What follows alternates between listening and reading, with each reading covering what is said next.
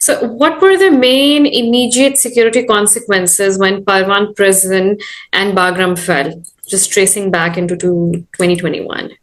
I think the most damaging consequences was the release of thousands of detainees, ISIS-K operatives, Taliban fighters, and other regional militants. Many of the planners of later attacks were among those who escaped. This dramatically increased threats inside Afghanistan and across the region. Beyond the prison release, the fall of Bagram cut Afghan forces off from air support, technical maintenance, and command systems. You know that the command systems were also controlled by the American forces, by the US forces. It accelerated a collapse that was already unfolding politically, unfortunately.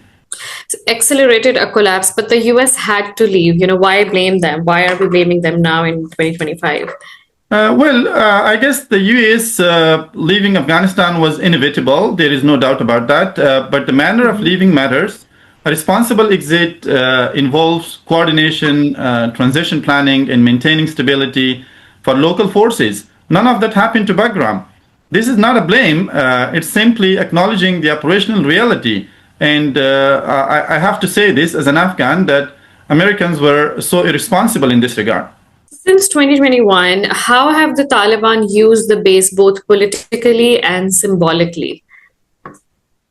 I believe that the Taliban used Bagram as a symbol of victory over a superpower and as a narrative tool to strengthen their claim of sovereignty.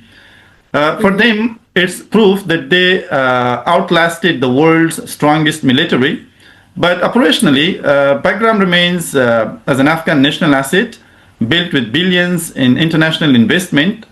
Its political symbolism is strong for the Taliban, but its strategic importance extends beyond their narrative.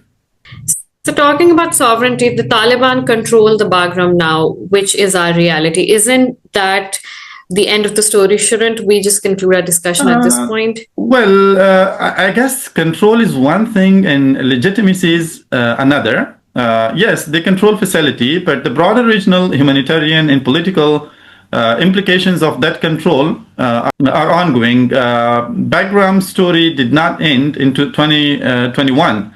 It simply entered a new chapter affecting the entire region. The sovereignty versus legitimacy, is it realistic legally or practically for any foreign power to reclaim Bagram today?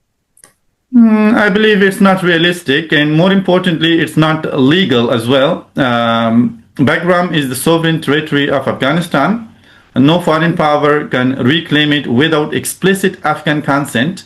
Any unilateral attempt would create a regional crisis and face resistance internally and externally.